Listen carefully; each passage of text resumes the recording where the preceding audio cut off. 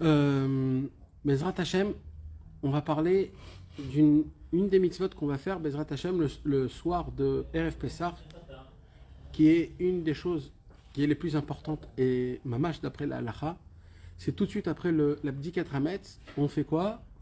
Kol chamira vechamia deika birshuti de chazite ou de lo chazite de biarte ou de lo biarte libatel veleve keafra dehara.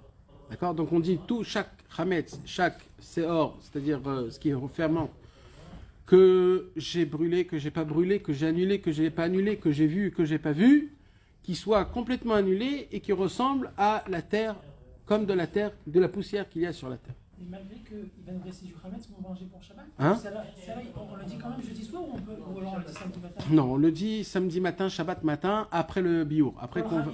Kol Chamira. Dans les toilettes. On ne va pas brûler, on met dans les toilettes.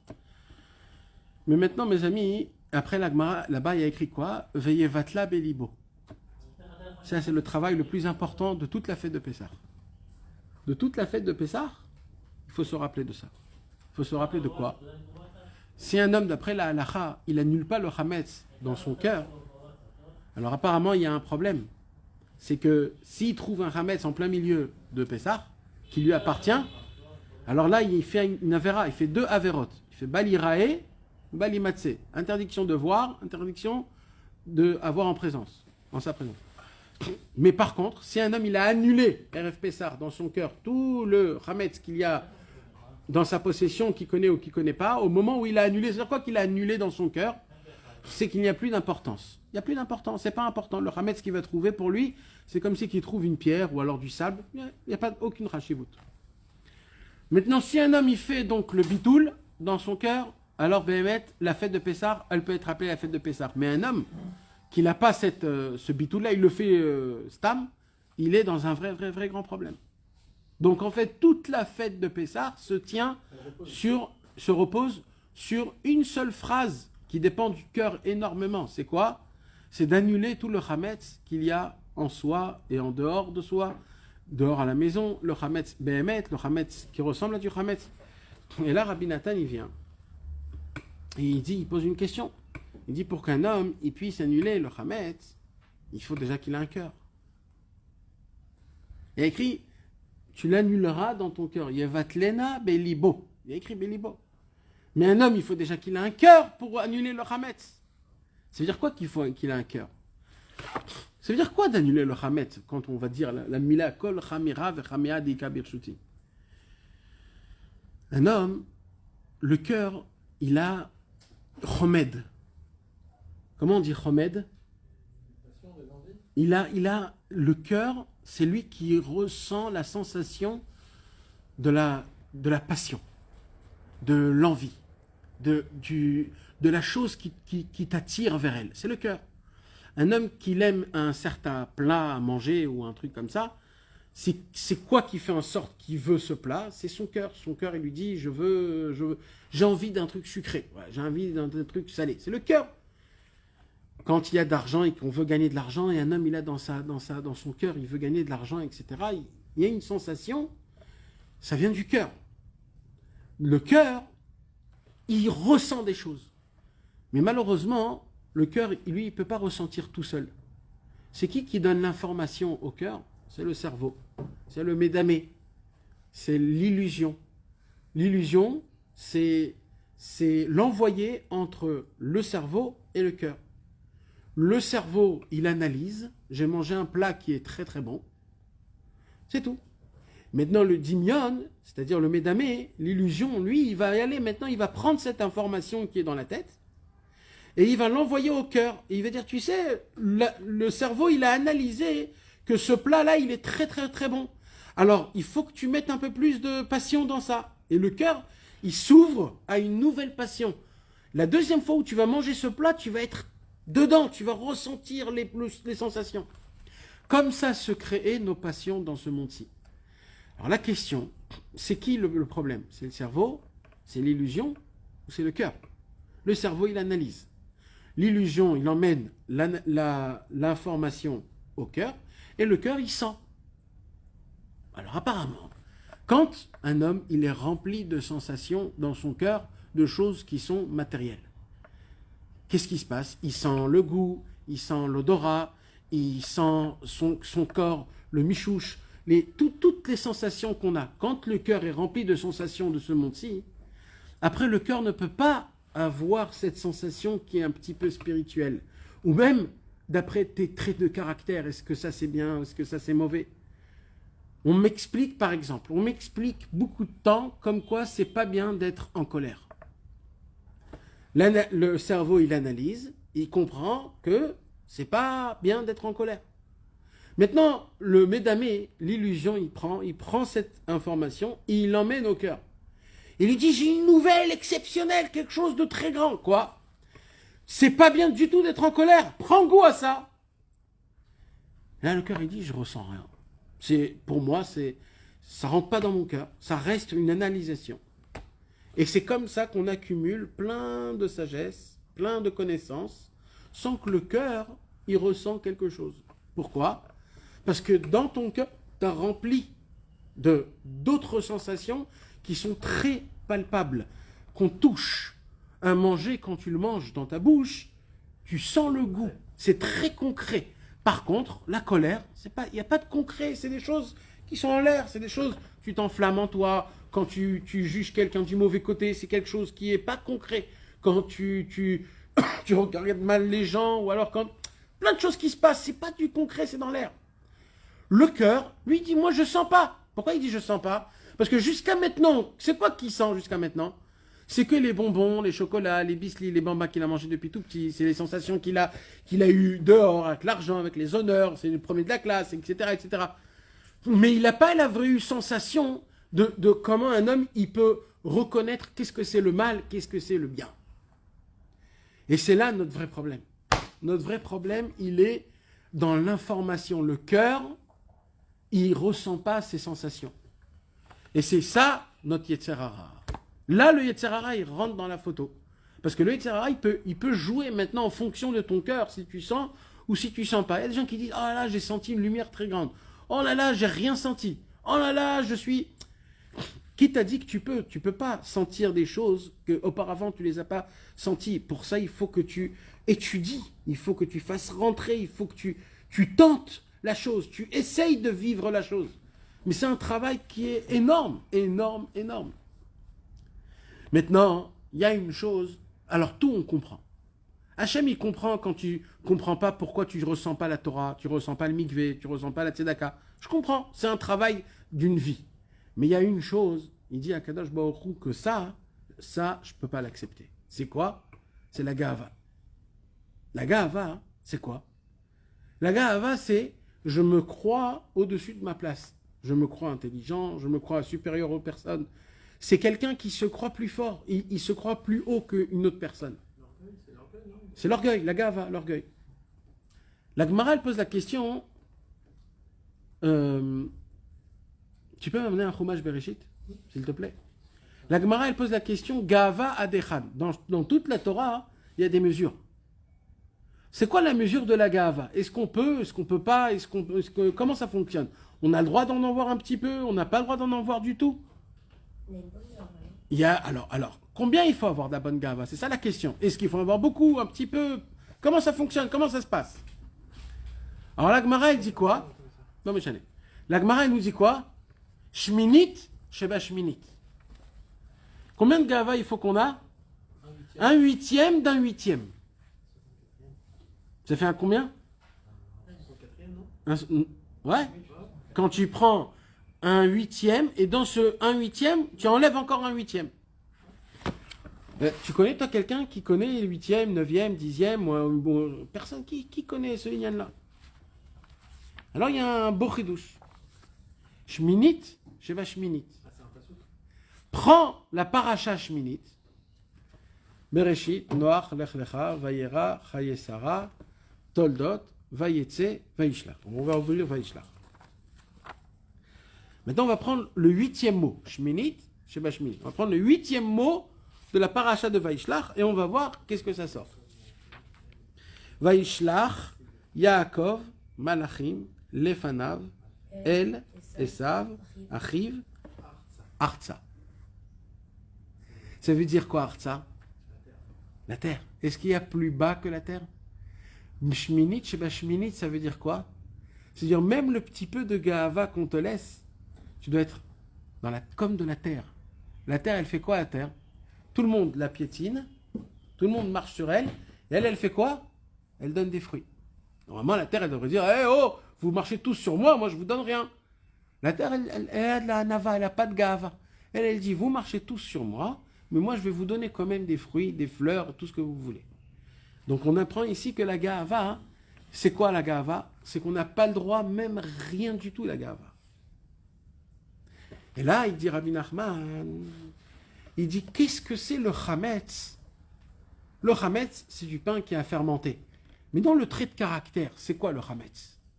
Alors viens, on regarde quelque chose qui ressemble à la fermentation. C'est quoi un pain?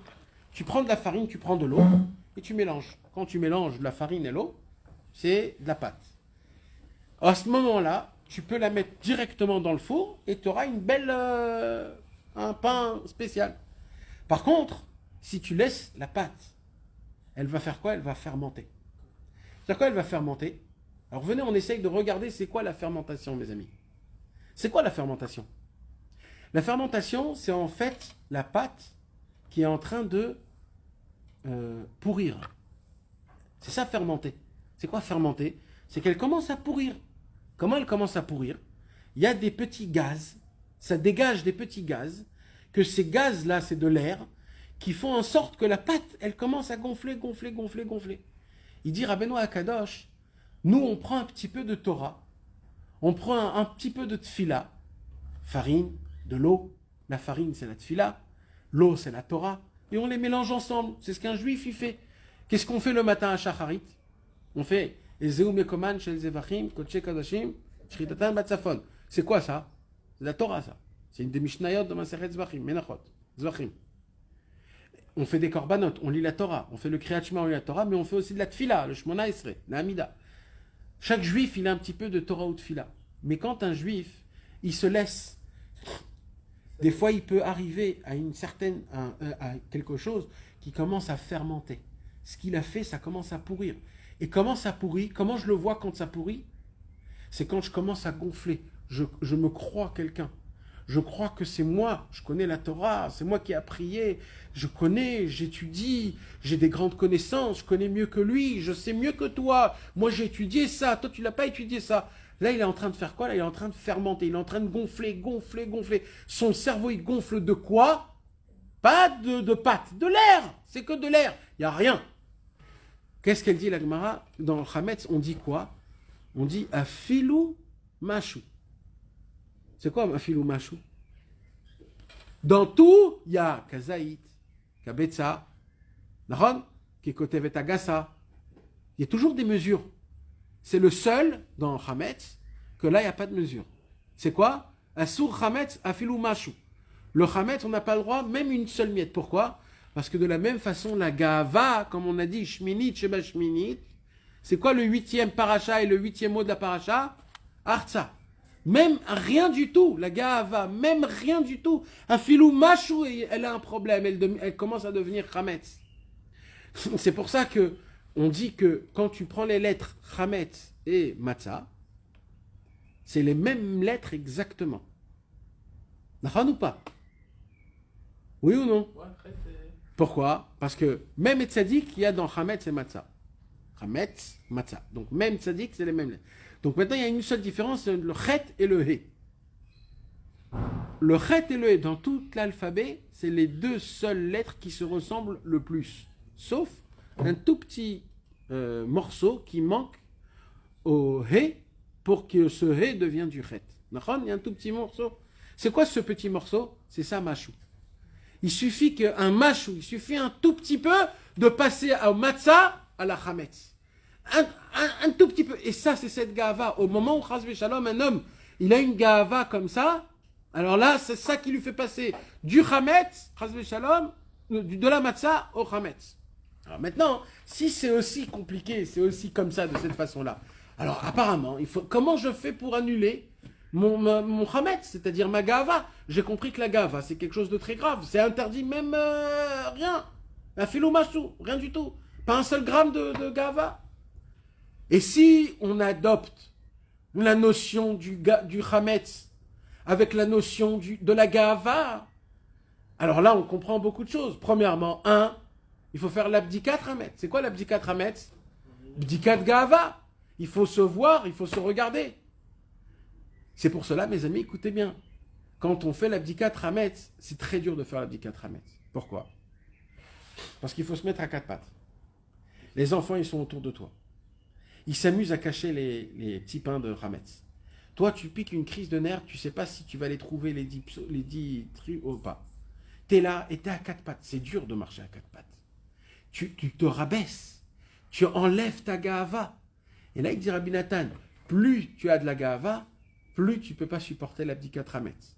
Moins tu as de la gava, plus tu pourras supporter l'abdikat Hametz. Pourquoi? Parce que c'est comme ça que ça fonctionne. C'est l'abdikat Hametz, elle t'enlève toute la gava parce que on va chercher le Hametz. Le Hametz, c'est mamage ça.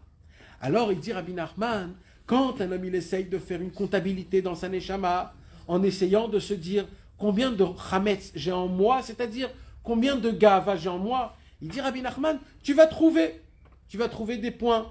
J'ai un peu de gava avec mes copains, j'ai un peu de gava avec ma femme, j'ai un peu de gava avec un tel. Tu vas trouver. Il dit Rabbi Nachman, mais le problème c'est que tu vas pas regarder, tu vas pas trouver tout. Il y aura plein de gava que tu vas pas trouver, qui est enfoui en toi, qui est caché dans ton sang, dans ton corps, depuis tes derniers gilgoulim, depuis tout petit, une gava, des gava que ça t'empêche énormément à faire. Regardez bien, il dit Rabbi Nachman. Quand un homme il veut se renforcer de marcher dans le service divin Béhémet, il y a des fois où il y a des choses qu'il n'arrive pas à faire. Par exemple, si je te dis maintenant que Rabbi Nachman, il nous apprend que comment il faut prier, Bessimcha, en chantant, en frappant des mains, si tu peux même danser, danse.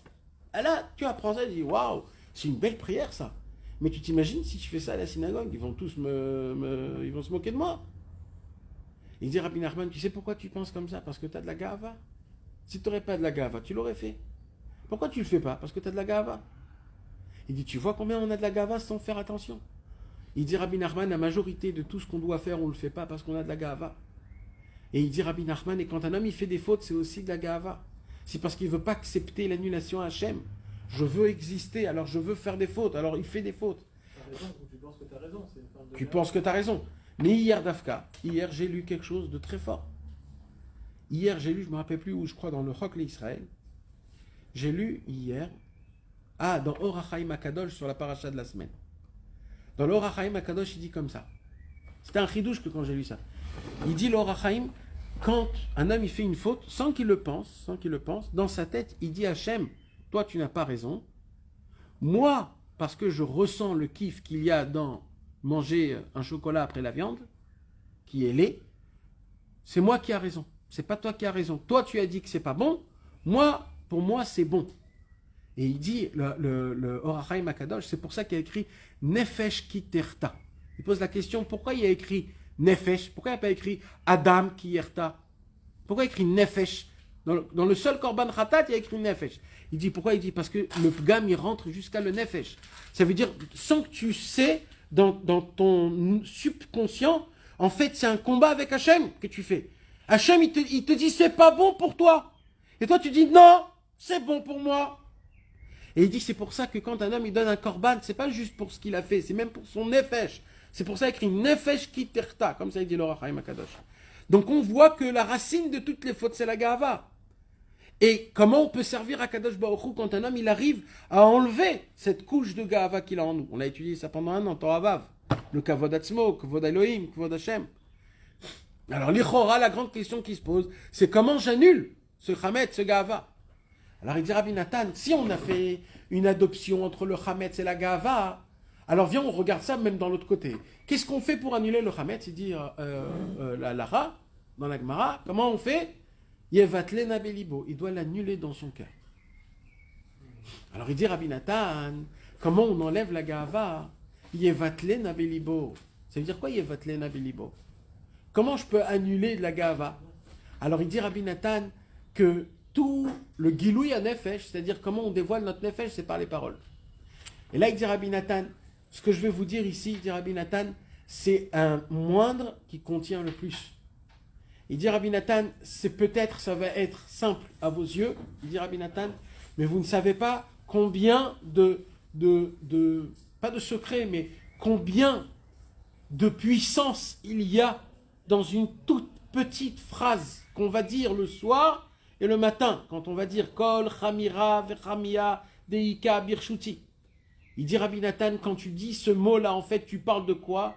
Tu parles de ton Hametz, de ta Gava, de tout ce qui te fait en sorte que malheureusement tu ne peux pas avancer, tu ne peux pas t'aimer, tu ne peux pas avancer dans la voie d'Hachem, ou alors que tu traînes tout le temps. Il dit Rabbi Nathan, dans ces mots-là qu'on dit, Kol Chamira Vechamia, tout, chaque Hametz en soi, il dit Rabbi Nathan, tu dois le penser dans ta tête que tu parles de ta Gava, parce que la racine du mal, la racine, sauf du mal, c'est quoi? C'est la Gava. Et il dit, regarde comment c'est puissant, regardez comment c'est puissant. Qu'est-ce qu'on dit dans le bitoul? On dit, tout le Hametz que je sais et que je ne sais pas, dans ma possession ou pas dans ma possession. Ça veut dire quoi? Il dit la halakha, ça veut dire la halakha, si maintenant en plein milieu de Pessah, tu trouves un bout de pain, chez toi à la maison, qui t'appartient, normalement, tout de suite, tu fais 2 laves de Horaïta. Balirae ou Balimatse. Tu n'as pas le droit ni de voir, ni d'avoir en possession. La Gemara, elle dit par contre, s'il a fait le bitoul avant, RF Pessah, c'est rien du tout. Il faut juste le prendre, le jeter à la poubelle et tu n'as fait aucune avéra. Tu t'imagines que si un homme il a fait un bitoul dans son cœur du Hametz, ben il n'y a plus de force. Il dit Rabbi Nathan dans la Gava, quand un homme il vient et il dit Hachem, je veux annuler toute la Gava qu'il y a en moi. RF Pessah, Pessah matin, Kol Chamira Vechamia. Il dit, le Rabbi Nathan, même le Gava que tu avais dans le passé et même dans le futur, il est annulé. C'est quoi la preuve? Des chazités ou des lo chazités. Des biartés ou des lo biartés. C'est quoi des biartés ou des lo biartés? La gava que je connais, la gava que je connais pas. La gava que je me suis travaillé en moi, que je sais c'est quoi. Et la gava que dans le futur, peut-être il va s'annuler. Il dit Rabbi Nathan, quand un homme il annule dans son cœur, alors il a la possibilité de pouvoir enlever le gava. La gava n'aura pas la même chose. Ça pourrait expliquer pourquoi on le dit en français, parce que si ça dépend du cœur, Nachon. on dit qu'il faut le dire dans le langage. Nachon. Ça sert à rien si on le lit et on ne le comprend pas, ça sert à rien. À rien. Il faut le lire en français, parce que tout le Inyan, c'est en français. C'est ça le travail. Et c'est de là où on peut expliquer. Parce que quand on parle d'un sujet pareil, ça n'existe pas un homme qui n'a pas de gava. Ça n'existe pas. Même Avram Avinu, Yitzhak, Yaakov, Moshe Rabbeinu, quelque part, ils sont tombés dans une toute petite gava, quelque part. Alors, on se dit, comment c'est possible que... C'est pour ça que Rabbeinu, il dit, Abdika tzricha liot bachorin ou bazdakin. C'est quoi bachorin ou bazdakin? On doit chercher le Hametz, même s'il y a des trous ou des fissures. Pourquoi? Pourquoi aller jusqu'à là-bas? Tu sais pas, peut-être un enfant, il a mis un bout de bamba, un bout de bisli. Il dit Rabbi Nathan, tu sais ce que c'est les chorim et les zdakim? Il dit Rabbi Nathan, il faut que tu saches une chose. Des fois, tu vas essayer d'enlever en toi beaucoup de gava. Mais à cause de ça, ça peut te briser. Parce que d'un coup, tu peux te dire, mais alors je suis rien du tout. Parce que tu veux enlever la gava en toi, tu veux l'enlever, jusqu'à que tu te rabaisses. Mais quand un homme il se rabaisse, des fois c'est compliqué. Alors il dit Rabbi Nathan, bachorim ou bazdakim. Un homme, quand il découvre qu'il a des trous en lui, ou alors des fissures dans son cœur, à cause de la gava, il faut qu'il dépende de ça, pas parce que c'est la gava, pas parce qu'il s'est rabaissé, c'est parce qu'il a encore de la gava. Il dit Rabbi Nathan, tu veux savoir c'est quoi la sensation quand tu n'as plus de gava? C'est que tu sais que tu dépends que de Hachem, que tu as compris que tout ce que tu as, ça vient de Hachem. Il dit ça, c'est le but quand un homme il arrive à annuler la gava. La différence entre la gava et la anava, c'est est-ce que tu dépends ce que tu as de Hachem ou de toi-même. C'est pour ça qu'on appelle ça un bitoul. Parce qu'en vérité, on doit être mevatel tout à Hachem. Quand un homme il croit que ce matin, c'est lui qui a prié, c'est lui qui s'est réveillé tôt, c'est lui qui a mis les téphilines, il peut tomber dans la gava. Par contre, quand un homme il se dit Hachem il m'a réveillé, et quand il m'a réveillé, il m'a donné la volonté de venir prier à la synagogue. Il m'a donné la volonté d'aller dans un minyan. Il m'a donné la volonté de répondre amen, de faire toute une tfila, de mettre les téphilines. C'est pas moi, c'est un cadeau d'Hachem. D'un côté, il est rien, d'un autre côté, il est rempli de cadeaux. Il dit ça, c'est de la hanava amitit, c'est ça le vrai. Et c'est pour cela, il dit, c'est pour cela que tout le travail pendant la Haggadah de Pessah, c'est quoi? Tout le travail de la Haggadah de Pessah, au début, tu te laves les mains. Après, on te donne un bout de carpasse. Quoi, c'est ça ce que j'ai à manger? Après, quand tu veux manger, qu'est-ce qu'on te donne? Du maror. Encore du maror, mais qu'est-ce que j'ai fait? Et après, on te dit, relave-toi les mains. Mais qu'est-ce qu'on a fait? Pourquoi encore dans les mains? Et là, Shulchan Aruch. Après Shulchan Aruch, t'as bien mangé, on te donne encore à manger. Ça fout. Fais le sandwich. T'en peux plus, t'as mal au ventre de tous les côtés. C'est quoi ce lien-là? On t'apprend à essayer de t'annuler un système. Il y a un système. Choisis le système, annule-toi au système. Tu verras comment on kiffe quand on s'annule au système. Mais quand moi je veux, par rapport à moi, comment moi je veux tout de suite manger, je veux tout de suite faire ça. Là, tu vois comment des fois c'est compliqué et c'est dur. C'est pour ça que le secret de Pessah, c'est quoi? C'est quoi le mot Pessah en hébreu? Passar. Asher Passar al-Bate Mitzrayim. C'est quoi Passar? Medaleg. Il a sauté. Le secret de Pessah, c'est sois souple et saute. Quand tu vois que c'est compliqué, avance, continue, ne t'arrête pas, ne fais pas ça du problème. De s'arrêter, c'est ça la Gahava. Pessah, c'est quoi que ça nous apprend? Quand tu vois que c'est compliqué, avance mon frère, saute, ne t'arrête pas ici, continue. La Gahava, c'est exactement l'inverse. Parce que la Gahava, il s'arrête dans chaque endroit, il veut voir, je suis comme ça, je suis pas comme ça. Un homme qui a de la Hanava, il s'en fout, oui, non, c'est pas important, tout c'est Hachem, quoi qu'il se passe. Donc le secret de l'abdikat Hametz, on a expliqué la dernière fois, l'abdikat Hametz c'est quoi? C'est les pertes. Que quand on allume la bougie, on allume notre Neshama et grâce à ça on peut trouver toutes les pertes qu'on a perdues toute notre vie. Il dit Rabbeinu, mais il y a un problème, c'est qu'un homme qui a de la Gahava, il peut pas chercher le Hametz, il peut pas. C'est pas de son honneur, c'est pas de son honneur de chercher le Hametz. Qui veut chercher son Hametz? Moi je veux pas connaître qui je suis. Non, tevatel tatzmecha, annule-toi, va chercher le Hametz, mets-toi à quatre pattes, marche, tu sues, les enfants ils t'embêtent. Sache que c'est comme ça qu'on enlève. Ce soir-là, on peut enlever le Gahava qu'il y a en nous.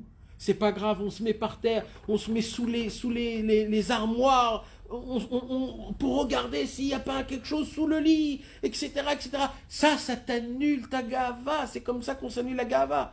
Et dès que tu as annulé la Gahava, tu te lèves après que tu as terminé et tu dis Hachem, Hachem Yitbarach, moi, j'ai fait ce que j'ai pu. Je me suis mis par terre. Qu'est-ce qu'on a dit? Artsa, Shminit, Shebashmit, Artsa. Je me suis mis par terre, Hachem. Par terre, pour faire l'abdikat Hametz, par terre. Maintenant, c'est certain que j'ai encore du Hametz. Alors, pour le Hametz qui reste, Kol Chamira vechamia deika birshuti, j'annule tout le sort de Hametz qui existe. Quand un homme, il fait ce travail-là, il pourra rentrer dans le Leil HaSeder avec de la simcha. Parce qu'il y a écrit qu'il y a un très grand Yetzer Hara le jour du Seder. C'est un Yetzer Hara qui veut faire un problème dans le Leil HaSeder. Il veut qu'il y ait une embrouille entre la femme et le mari, ou alors entre les enfants. Il veut que ça se passe pas bien. Il veut pas. Alors il dit, comment on peut annuler ce Yetzer Hara? Quand avant, tu t'as annulé ta Gahava, tu t'es mis par terre, t'as dit Kol Chamira, t'as pensé à la Gahava, c'est certain que le soir du Seder, tu seras Mamash Ben Chorin. Mais par contre, si tu veux pas le travailler, cette Gahava, tu veux pas le dire, tu veux pas te rabaisser, alors apparemment, il y aura un combat qui sera très compliqué, le Seder, et pour toute la vie. Voilà, mes amis. Donc c'était les kavanot du Yen de Kol Chamira vechamia deika birshuti. Bezrat Hashem. On avait commencé par Bitoul chez Balev. Ouais, Bitoul Balev et le Kol Chamira, Nachon.